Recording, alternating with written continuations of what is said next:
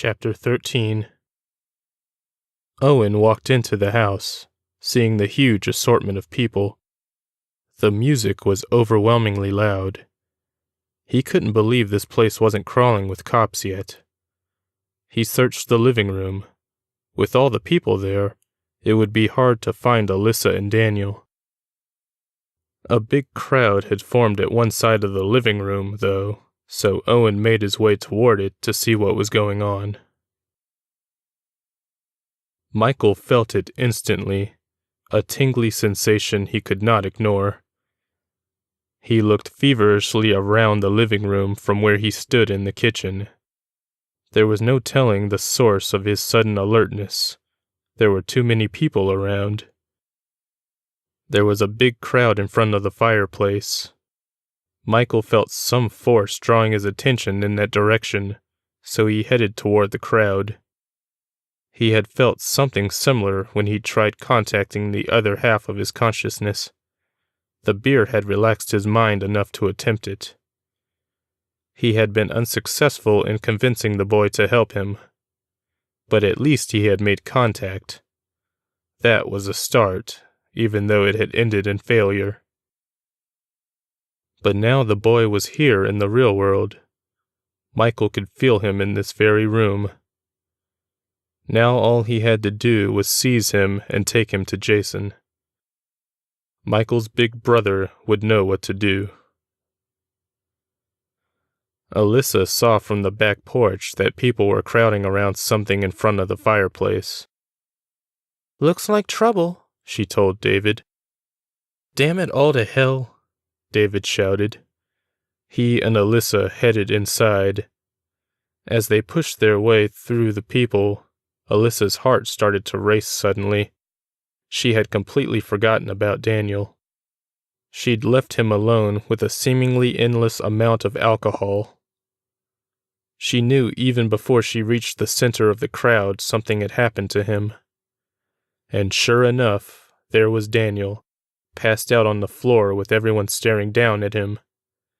Alyssa's heart leapt, though, when she saw Owen kneeling beside him. "What are you doing here?" she asked him. "We're in some serious trouble," he said, picking Daniel up.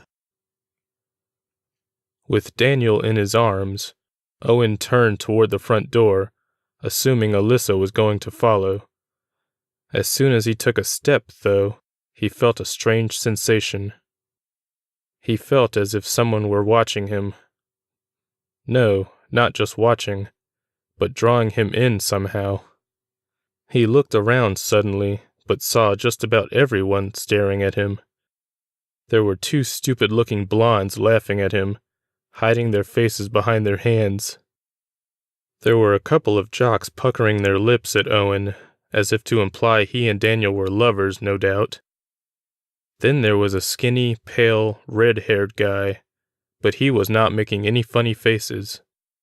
In fact, his expression was intense, his eyes wide and alive, like he'd just seen something truly amazing. Well, it was a funny face, but not in the same vein as the jocks. Red hair. That struck something within Owen, but he didn't know why. He quickened his pace, hoping Alyssa would keep up. There was no doubt in Michael's mind he had found who he was looking for. The blonde carrying Daniel, the underage drunk who built robots. Michael took a step toward the retreating figures when a hand grabbed his arm. The hand held firmly, spinning him around. There stood David Hernandez. "What the hell are you doing here?" David asked him. "I didn't invite you." Michael turned back to the one who had carried Daniel away and did not see him anymore. He was gone. Michael ran to the front door and looked out onto the front lawn. There were a bunch of people standing around drinking. There were also many cars. Michael couldn't see or sense the one he'd been looking for anymore, though the boy had just been a few feet away, just within his grasp. He had been right there. With a fury Michael wasn't aware he possessed, he turned, grabbed David by his left arm and lifted him off the ground. No one noticed David, the host of the party, being carried away into the garage by someone who didn't look the least bit capable of such a feat. David was sweating profusely when he woke up moments later. He wanted very much to wipe the sweat from his forehead, but he couldn't because his hands were tied behind his back. He glanced repeatedly from Les to Michael, who were standing in front of him. He didn't understand what was going on, and he could barely remember how he wound up tied to a chair. He remembered most of the party and talking to Alyssa. Everything after that was a blur. He looked around, noticing they were in a garage, probably his own, and that he was tied to a lawn chair. The sound of music could be heard. David had no idea what time it was, but he was pretty sure the party was still going on inside the house. He felt groggy, and the back of his head hurt. He saw Michael sliding a fold-out table in front of him. He also drew up a chair and sat down on the other side of the table, across from David. "What are you doing?" David asked. Michael didn't answer. David looked to Les, hoping for some kind of response. He got none. Now Michael was placing a knife on the table, a huge knife, unlike any David had ever seen in his life. He assumed it was a hunting knife. "Come on, dude," said David. "Just tell me what you want." Michael fixed his blue eyes upon him. "Earlier, I saw someone I've been looking for, and then I lost him. Because of you." "Well, I'm sorry. Seriously, I am. What can I do to make it up to you?" David asked, looking again at the knife on the table. "You can tell me who that blonde guy was at the party." "Which one? There were a lot of blonde guys." "The one who's friends with Daniel." David thought for a moment and then said, "Owen? Is that his name?" Michael asked. "Yeah, I don't know anything about him." David, in fact, knew quite a bit about Owen.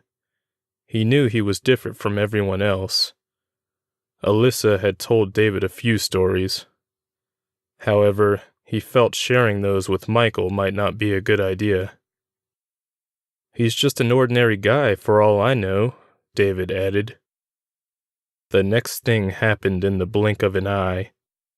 David saw Michael pick the knife up. He saw a flash of light pass his face. He saw Michael put the knife back down. It had something red on it now. It looked like blood. That was when David felt an overwhelming pain on his face. He looked down to see his nose was no longer there. Michael had cut it off completely. David screamed, his blood dripping down over his lips into his mouth. Michael bent over and picked something off the floor. It was David's nose. Michael held it between his fingers. "Got your nose," he said with a laugh. He looked back at Les, who gave a nervous laugh in return. David was still screaming. Michael put the nose on the table next to the knife. "That is not all you know about this guy. I want to know more. I want to know where he's going, or I will cut off something you really don't want me to cut off." David tried to stop screaming. Michael picked the knife up again and shoved it into David's crotch, which caused him to go silent at once. "They said they were going after some guy named Eric," said David in a stopped-up voice. "He's some kind of monster they're hunting. That's all I know." "Where is Eric?" "I don't know," David said, spitting out blood that got into his mouth. He made sure to spit to the side, as not to get any on Michael. "Come on, man," Les screamed. "Just tell him. He will kill you." David could tell Les sounded scared, as if he were trying to help him instead of intimidate him. Eric likes to go to nightclubs around downtown San Sebastian a lot. That's where they found him the last time. He might be there tonight. Despite the pain, David tried to stay coherent. He had thought this situation was weird before, but now it was only getting weirder. Michael put his knife down and placed his hands on both sides of David's head. The pain was immediate. David could feel his head vibrating horribly, his face quivering. It almost felt like being shocked by a high-tension wire. Except this was 1,000,000 times worse, and it was in his head. David shut his eyes and screamed, but he couldn't hear his scream. He could feel his throat going raw. And then the horrible vibration stopped. David opened his eyes and saw Michael's horrible face staring at him, but now it was covered with flecks of blood. David assumed it was his and that it splashed off of his missing nose when his head had been shaking so horribly. Michael glanced over his shoulder to Les and said, "Thanks." He stared at Les for a moment longer than was comfortable. Les was clearly confused by this. Finally, Michael turned back to David and said, "Les here thinks I kill too much, and I'm starting to think he's right. It appears we both have problems, don't we? I have a problem with killing, and you have a problem with keeping your nose out of people's business, so to speak."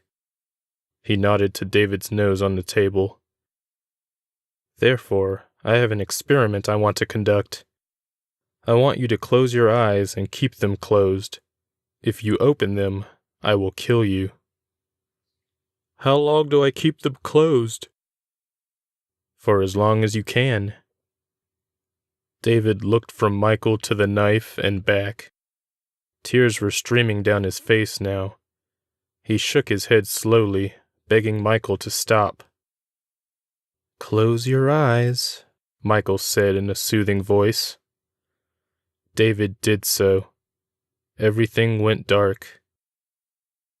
His heart raced as his hearing became magnified. He heard a chair scraping against the garage floor, heard the knife being picked up off the table, scraping it a little. Then he heard nothing at all. A significant amount of time seemed to pass. He felt so compelled to open his eyes, but resisted doing so. He tried to occupy his mind. He thought of the books he'd bought but hadn't read. He was going to read them all as soon as this was over. That screenplay he'd started, he was going to finish it. David knew he was an incredibly faithful friend. He had put up with Alyssa's craziness for years, even going as far to help her with her little venture. He had a lot of friends, and his friends knew things. There had been much talk about some strange characters frequenting the trails. A friend had told him about 2 weird guys who wore strange clothes, always the same clothes, and nothing that matched, and never spoke. The guys had taken an interest in a couple of girls, and those very girls had wound up dead a day later. David alerted Alyssa, and she and her friends had looked into it. Yes, David Hernandez was an incredible friend, and he didn't deserve what was happening to him at this very moment. He slowly opened his eyes. That was when Michael, with a wicked grin, sliced off the top of David's head through the mouth. David saw the top half of his own head topple end over end, landing on the floor. He worked his eyes around, seeing 2 pairs of feet leaving the garage. Then he saw nothing at all. Patterson's Dueling Piano Bar was busy tonight. The ladies walking in were extremely tempting. Eric watched from across the street, waiting to make his move. Picking the right victim was an art. He couldn't pick just anybody. His choices depended on what he was hungry for at the time. Of course, for Eric, it wasn't just about satisfying his appetite. He also wanted to update his DNA so he could change appearances if need be. He had assumed the form of Eric Spencer a while ago. He'd caught him coming out of a club a few streets down, drank his blood, acquired his memories, then took his shape. The imposter now posing as Eric knew he couldn't very well go around in his true form. He looked more like something he saw in a horror movie once. He thought back to that movie and to the person he'd watched some of it with, Stephanie Polanski. They'd cuddled on her bed, the way the real Eric used to do with girls before he met his untimely end. Then, he'd sunk his teeth into her neck.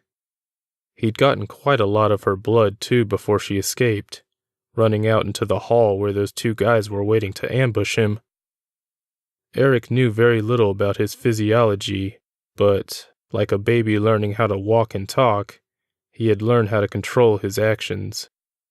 He knew staying out in the sun for even a few minutes burned his skin terribly, and he could change form at will, but he required a certain amount of their DNA to work with. The only thing he couldn't do was regrow damaged body parts. Damage was stored into his body's memory, so no matter what form he changed into, that damage would remain. So he donned an eye patch. It was better than nothing. He couldn't help but feel overwhelming hatred toward the boy who did this to him. That blonde kid. Eric approached Busby Street along with a couple of people. He noticed they were staring at him. He'd hoped his eye patch wouldn't catch that many people's attention, but it clearly was, and more so than he felt was necessary.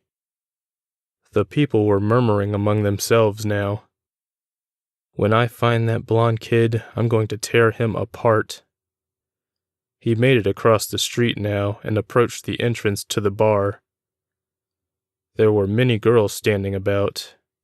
Eric couldn't decide which to seduce. How about all of them? He thought. He walked up to them, and when they saw him, they gasped. It wasn't the reaction he was expecting. "Isn't that the guy on the news?" he heard one of the girls say. "I think so," said another. "I thought he was dead." That was enough for Eric. His cover was blown. He darted off across the street, nearly getting run over. He jumped over a few cars, definitely causing a scene. Everyone around him pointed and screamed. Eric ran down the street and made sure he was away from any nosy crowds before ducking into a parking lot to hide between a couple of cars. He struggled to catch his breath. "Rough night?" a voice asked. Eric saw a tall, pale redhead standing at the end of one of the cars he was hiding between. The guy was smirking. Next to him was a young heavyset guy who looked like he wanted to be anywhere but here. "You have a problem?" Eric asked the redhead. "Yes, I do. I'm looking for somebody, and I think you can help." Eric laughed. "I'm not in the mood." He stood up and started walking away. "How far do you think you'll get? A lot of people already recognize you. I'm guessing they're not taking to seeing a dead guy walking around." Eric stopped in his tracks. "Do you know what's going on?" he asked the stranger. "I don't know everything about life and stuff, but I do know beyond a shadow of a doubt you're not Eric." "They found his body, didn't they?" Eric asked, playing along. He planned to kill the redhead and the fat guy in a moment anyway. "You're going to have to change forms if you want to get around now." That caught Eric by surprise. He thought about it for a second, then said, "How do you know that?" "I know what you are. You're a leech." Those words had an effect on Eric. He stepped closer to the two strangers. "Who are you, and how do you know that?" The stranger leaned against a car to get comfortable. I'm Michael, and this is Les, Michael said, nodding toward the heavy guy. I know you feed on blood, and that you're a shapeshifter. Just drinking the blood of someone gives you the ability to assume his or her personas. You also gain some of their memories. That was exactly what Eric was. How do you know what I am? He asked. I'm not really sure how I know, but the important thing is I do know. Now, I need your help. I'm looking for somebody. I was told you've had a run-in with him already. His name is Owen. Eric shook his head. He didn't know the name. He's not like a normal person. I wouldn't be surprised if he gave you that hole in your eye. Him? Eric spat. So his name is Owen? Yeah, I know him. It's not your fault, what you are, Michael said in a comforting voice. You can't help that you have an appetite for blood that's hard to satisfy. Owen and his friends have already killed others like you. Others? This was news to Eric.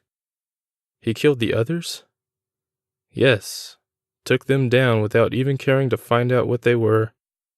I'll bet they were just as innocent and confused as you, unable to control their actions. I need to know where Owen is, Michael said, a note of urgency in his voice. I don't know where he is, but I may know how to find him.